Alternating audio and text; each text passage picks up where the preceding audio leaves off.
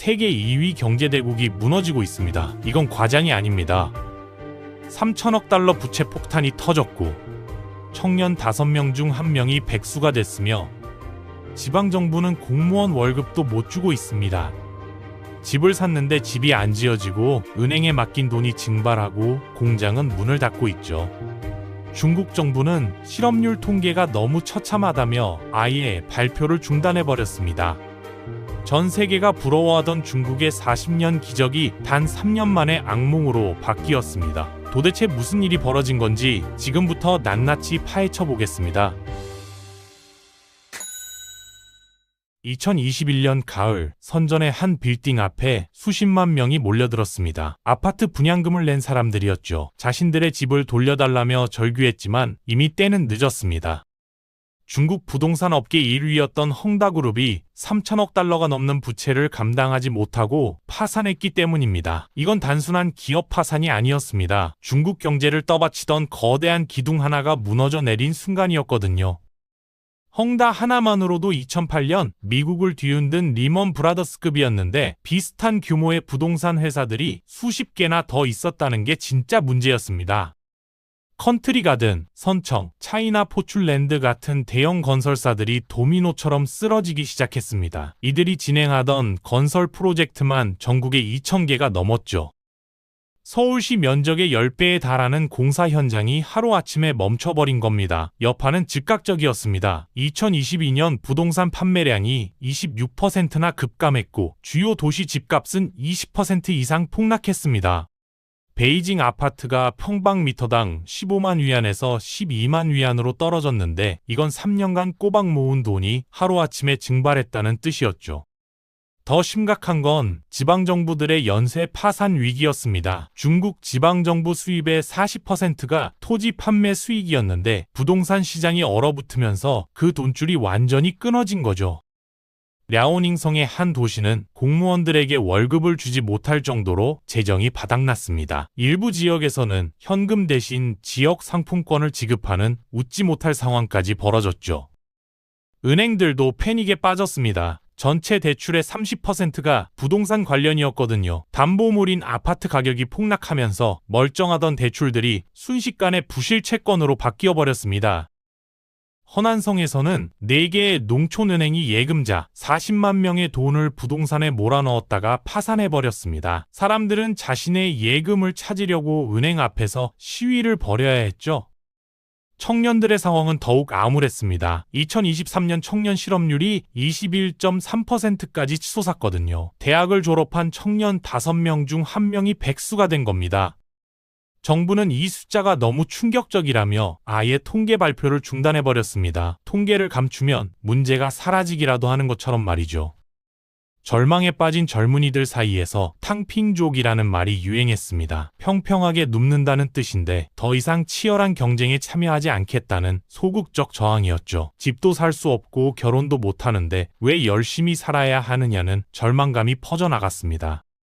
제조업도 직격탄을 맞았습니다. 부동산 건설이 줄면서 철강, 시멘트, 유리 같은 관련 산업이 연쇄 충격을 받았죠. 2023년 철강 생산량이 2008년 이후 처음으로 감소세를 기록했고 수출도 4.6%나 줄어들었습니다.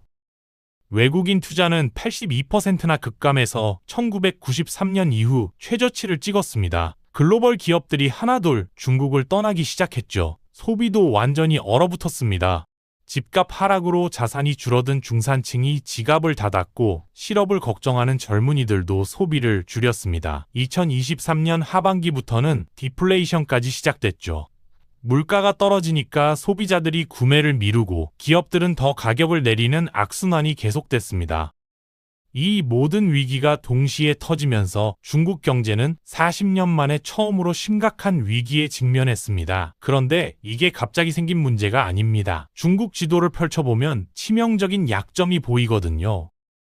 960만 제곱킬로미터라는 광활한 땅 중에서 사람이 제대로 살 수 있는 곳은 동쪽 3분의 1뿐입니다. 나머지는 사막과 고원이죠. 14억 명이 한반도 면적의 30배밖에 안 되는 좁은 지역에 몰려 사는 셈입니다. 이런 지리적 한계가 경제 붕괴의 첫 번째 씨앗이었습니다. 균형 잡힌 발전은 처음부터 불가능했죠. 베이징, 상하이, 선전, 광저우 같은 몇몇 도시에만 모든 것을 몰아줄 수밖에 없었습니다.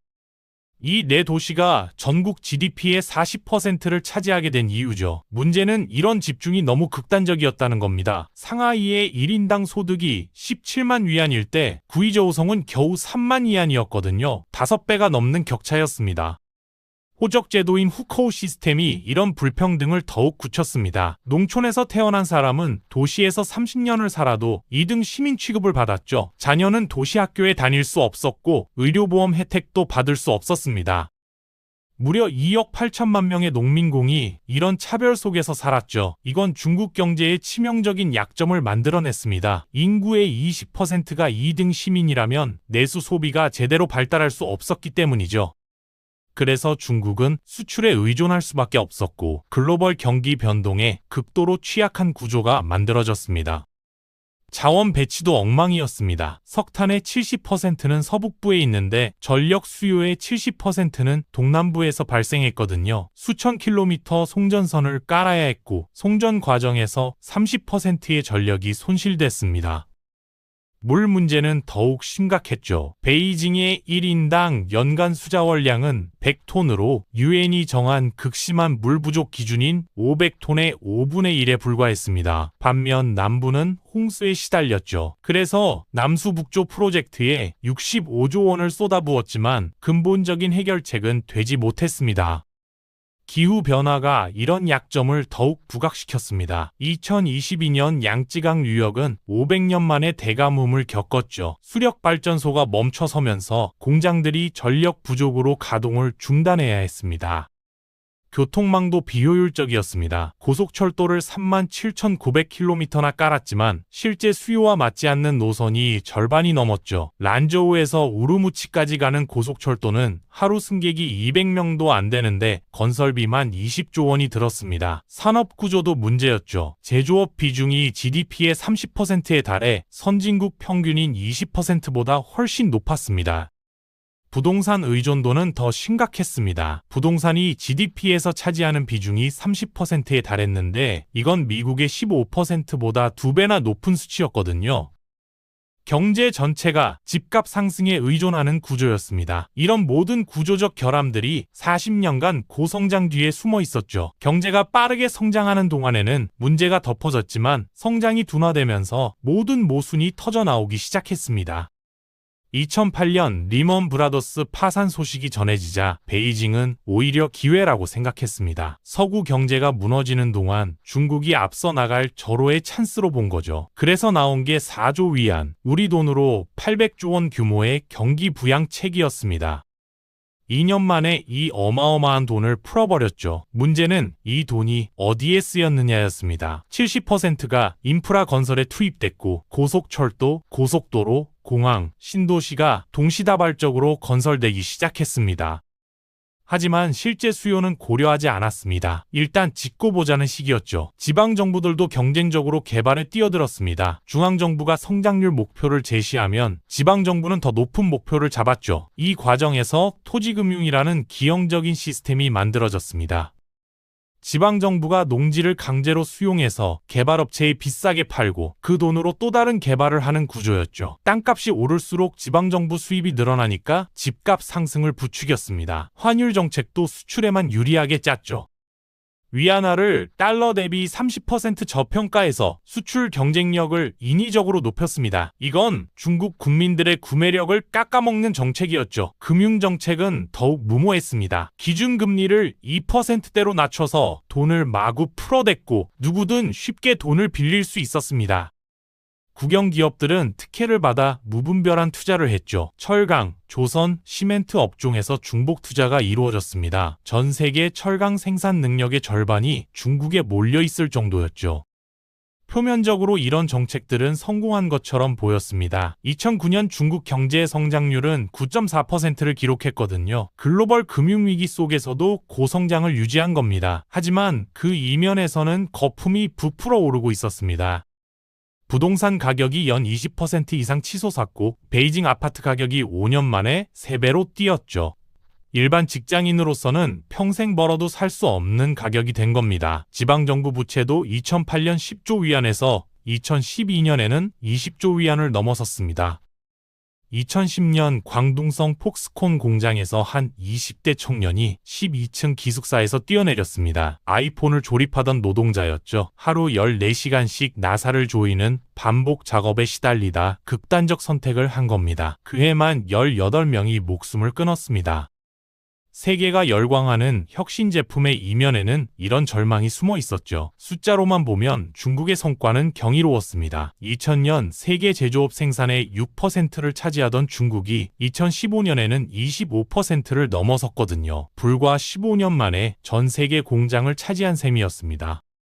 하지만 이 모든 것이 허상이었습니다. 성장은 빚으로 만들어진 거품이었고 그 거품 속에서 괴물들이 자라고 있었죠. 부동산 투기가 극에 달했습니다. 2015년 베이징 아파트 가격이 평방미터당 6만 위안을 넘어섰죠. 일반 직장인 월급이 8천 위안이었으니 30년을 벌어도 살 수 없는 가격이었습니다. 그런데도 사람들은 미친 듯이 집을 샀죠. 집값은 절대 떨어지지 않는다는 믿음 때문이었습니다. 가족이 가짜 이혼을 해서 주택 구매 제한을 피하기도 했고, 신랑 신부가 결혼하자마자 이혼 신고를 내고 각자 명의로 집을 사는 일이 흔했습니다. 상하이 푸둥신구에는 밤에 불이 켜진 아파트가 30%도 안 됐습니다. 나머지는 모두 투자용으로 비어 있었죠. 사람이 살지 않는 유령 아파트들이 도시 곳곳에 즐비했습니다. 지방정부의 무분별한 부채도 괴물이 됐죠. 네이멍구 오르도스시는 인구 200만 명인데 100몇 명이 더 살 수 있는 신도시를 지었습니다. 건설비만 20조 원이 들었지만 10년이 지나도 입주율이 20%를 못 넘었죠. 좀비 기업들도 양산됐습니다. 수익성은 없지만 정부 지원으로 연명하는 기업들이었죠. 허베이성 탕산시는 철강 생산량이 한국 전체보다 많았습니다. 하지만 철강 1톤을 만드는 데 드는 비용이 3천 위안인데 판매 가격은 2,500위안이었죠. 만들면 만들수록 손해였지만 일자리 때문에 문을 닫을 수 없었습니다. 그림자 금융도 급성장했죠. 정식 은행이 아닌 곳에서 고금리로 돈을 빌려주는 시장이 2015년 28조 위안을 넘어섰습니다. 환경 파괴는 더욱 심각했죠. 베이징 미세먼지 농도가 WHO 기준의 10배를 넘어섰고 허베이성의 한 마을에서는 화학공장 폐수 때문에 지하수가 형광색으로 변했습니다. 소득 불평등도 극심해졌습니다. 2015년 지니계수가 0.47을 넘어섰죠. 사회적 위험 수준인 0.4보다 훨씬 높았습니다. 상위 1%가 전체 부의 30%를 독차지했고 중국 억만장자 수가 596명으로 미국을 추월했습니다. 하지만 같은 해 하루 2달러 미만으로 사는 절대 빈곤층도 2억 명이 넘었죠. 이 모든 괴물들이 고성장이라는 포장지에 쌓여 있었습니다. GDP 숫자만 보면 대성공이었지만 내막은 시한폭탄 덩어리였죠. 2023년 8월 허난성 정저우시에서 38도에서 40도를 넘는 폭염이 일주일째 계속됐습니다. 에어컨 전력 수요가 급증하면서 공장들이 하나둘 가동을 멈췄죠. 폭스콘, BYD, 닛산 같은 주요 제조업체들이 전력 부족으로 생산 중단을 발표했습니다. 40년간 쉬지 않고 돌아가던 중국의 공장들이 처음으로 멈춰선 순간이었죠. 하지만 진짜 위기는 따로 있었습니다. 사람들의 마음이 돌아선 거였죠. 베이징 대학을 졸업한 25세 청년의 말이 모든 걸 대변했습니다. 토목공학을 전공했지만 8개월째 구직에 실패한 그는 더 이상 희망이 없다고 했죠. 정부는 청년 실업률 통계가 너무 충격적이라며 아예 발표를 중단해버렸습니다. 젊은이들 사이에서는 탕핑족이 되는 게 유행처럼 번졌죠. 상황은 계속 악화됐습니다. 2023년 출생아 수가 902만 명으로 떨어졌죠. 한때 연간 2천만 명이 태어나던 것과 비교하면 절반도 안 됐습니다. 3자녀 정책을 허용했지만 아무도 아이를 낳지 않았죠. 상하이에서 아이 하나 키우는 데 드는 비용이 68만 위안, 우리 돈으로 1억 2천만 원이라는 조사 결과가 나왔기 때문입니다. 부동산 시장은 완전히 얼어붙었습니다. 2023년 전국 부동산 판매 면적이 전년 대비 8.5% 감소했고 10년 만에 처음 마이너스 성장을 기록했죠. 분양금을 낸 수백만 명이 집을 받지 못하게 됐습니다. 더 황당한 건 집이 없는데도 대출 이자는 계속 내야 한다는 점이었죠. 결국 단체 대출 거부 운동이 전국으로 번졌습니다. 은행들은 패닉에 빠졌고 지방정부들도 파산 위기에 몰렸죠. 수입의 40%를 차지하던 토지 판매 수익이 급감했기 때문입니다. 제조업 타격, 수출 급감, 외국인 투자 감소, 디플레이션까지 모든 악재가 한꺼번에 터졌습니다. 40년간 지속된 성장의 대가를 치르는 시간이 온 겁니다. 1990년 일본 도쿄에서 벌어진 일을 떠올리면 지금 중국 상황과 놀랍도록 비슷합니다. 당시 일본도 부동산 투기가 극에 달했죠. 도쿄 황궁 부지 가격이 캘리포니아 전체 땅값보다 비쌌고 도쿄 23구 땅값으로 미국 전체를 살 수 있다는 말까지 나왔습니다. 일본과 중국의 공통점은 섬뜩할 정도입니다. 두 나라 모두 수출주도 성장을 했고 부동산이 경제의 핵심 축이었으며 정부 주도의 대규모 인프라 투자도 똑같았죠.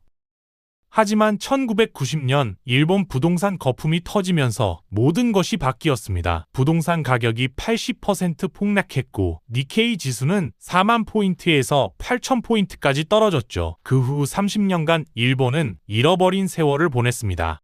스페인도 비슷한 길을 걸었죠. 2000년대 초반 전국에 500만 채의 빈집이 있는데도 계속 집을 지었고 2008년 금융위기가 터지면서 집값이 40% 폭락했습니다. 중국이 일본이나 스페인과 다른 점도 있습니다. 일본과 스페인은 이미 선진국이었지만 중국은 여전히 중간소득 국가라는 점이죠. 1인당 소득이 1만 2천 달러로 일본의 3분의 1, 스페인의 절반 수준입니다.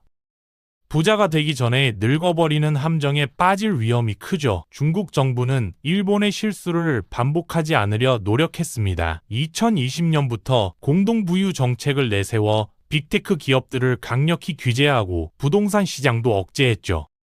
하지만 변화에는 엄청난 저항이 따랐고 결과적으로 연착륙에 실패했습니다. 더 큰 문제는 중국의 정치 시스템이었습니다. 일본과 스페인은 민주주의 국가여서 경제 위기가 와도 정치적 혼란은 제한적이었죠. 하지만 중국은 공산당 일당 독재 체제입니다. 경제 성장이 정권권 정당성의 핵심이었는데 그것이 무너지면서 사회 불안이 커지고 있죠. 2022년 11월 백지 시위가 전국으로 번진 것도 이런 맥락이었습니다. 표면적으로는 코로나 봉쇄 정책에 대한 반발이었지만 실제로는 경제적 절망감이 폭발한 거였죠. 2024년 3월 베이징에서 비상경제회의가 열렸습니다. 하지만 나온 대책들은 과거의 처방을 되풀이하는 수준이었죠. 또다시 인프라 투자를 늘리고 금리를 내리고 부동산 규제를 완화하겠다는 것이었습니다. 문제는 이런 방법들이 더 이상 통하지 않는다는 점이었죠. 이미 인프라는 과잉 공급 상태였고 금리는 바닥 수준이었으며 부동산은 신뢰가 무너진 상태였습니다. 정부가 택할 수 있는 선택지는 극히 제한적이었고 어정쩡한 중간 전략을 택했지만 두 마리 토끼를 모두 놓치는 결과를 낳았습니다.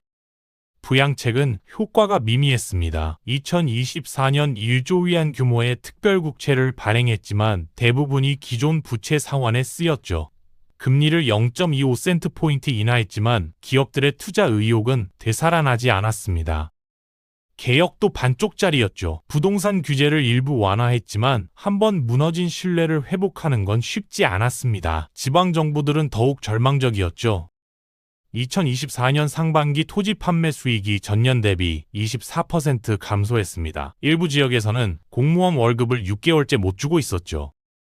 기업들도 생존을 위해 무리수를 두기 시작했습니다. BYD는 전기차 가격을 30% 인하하며 출혈 경쟁을 벌였고 알리바바는 직원 20%를 해고했죠. 가장 심각한 문제는 사회 분위기였습니다. 런악이라는 신조어가 생겼죠. 도망하기라는 뜻으로 중국을 떠나려는 젊은이들이 급증한 겁니다. 2023년 중국인의 해외 이민 신청이 30% 증가했고 베이징대 칭화대 졸업생의 20%가 해외 취업을 선택했습니다. 40년간 해외 인재를 끌어들이던 중국이 오히려 인재 유출에 시달리게 된 거죠. 외국 기업들의 철수도 가속화됐습니다. 2024년 상반기 외국인 직접 투자가 전년 대비 29.1% 감소했죠. 테슬라는 상하이 공장 증설을 취소했고 삼성은 시안 공장을 베트남으로 이전했습니다. 미중 갈등도 악화 요인이었죠. 미국이 중국산 전기차에 100% 관세를 부과하고 반도체 수출 통제를 강화했습니다. 이런 상황에서 중국 정부는 점점 권위주의적 통제를 강화하고 있죠. 경제적 해법을 찾지 못하니 정치적 통제로 불만을 억누르려는 겁니다. 하지만 이런 통제는 혁신을 가로막고 경제 활력을 더욱 떨어뜨리는 악순환을 낳고 있습니다. 핵심 교훈은 명확합니다. 지속 불가능한 성장은 결국 자멸로 이어진다는 점이죠. 중국이 추구한 부채 의존 성장, 부동산 투기, 환경 파괴는 단기적으로는 화려한 성과를 가져다 줬지만 장기적으로는 더 큰 재앙을 불러왔습니다. 한국도 똑같은 위험에 노출되어 있죠. 가계부채 1,800조 원, 부동산 의존 경제구조, 저출산 위기는 중국과 다르지 않은 문제입니다. 중국의 몰락을 반면교사로 삼아 지금이라도 근본적 개혁에 나서지 않으면 10년 후 우리도 같은 길을 걸을 수 있습니다. 더 큰 문제는 중국의 몰락이 전 세계에 미칠 파장입니다. 세계 경제의 18%를 차지하는 거대 경제가 무너지면 그 충격은 모든 나라에 미치죠. 중국 수출 의존도가 25%에 달하는 우리나라로서는 중국 경제 붕괴가 곧바로 우리의 위기가 될 수 있습니다. 중국 경제는 이미 회복 불가능한 지점을 넘어선 것으로 보이죠. 부동산 시장의 완전한 붕괴, 청년층의 절망적 실업률, 지방정부들의 연쇄 파산, 외국 기업들의 대규모 철수는 모두 돌이킬 수 없는 구조적 변화를 의미합니다. 결국 중국 경제의 급속한 몰락은 속도만 추구하고 지속 가능성을 외면한 성장 모델이 어떤 결말을 맞는지를 적나라하게 보여줍니다. 40년 동안 세계의 기적이라 불리던 중국은 이제 그 구조적 취약성 때문에 세계 경제 전체의 위험 요소로 변했습니다. 이 위기는 단순한 경기 침체가 아니라 잘못 설계된 성장 방식이 한계에 도달했음을 알리는 경고입니다. 숫자로 쌓아올린 번영이 얼마나 쉽게 무너질 수 있는지, 그리고 그 대가는 얼마나 오래 남는지를 중국의 현실이 말해주고 있습니다. 구독과 좋아요는 영상을 제작하는 데 큰 힘이 됩니다. 여러분의 소중한 의견도 댓글로 남겨주세요. 감사합니다.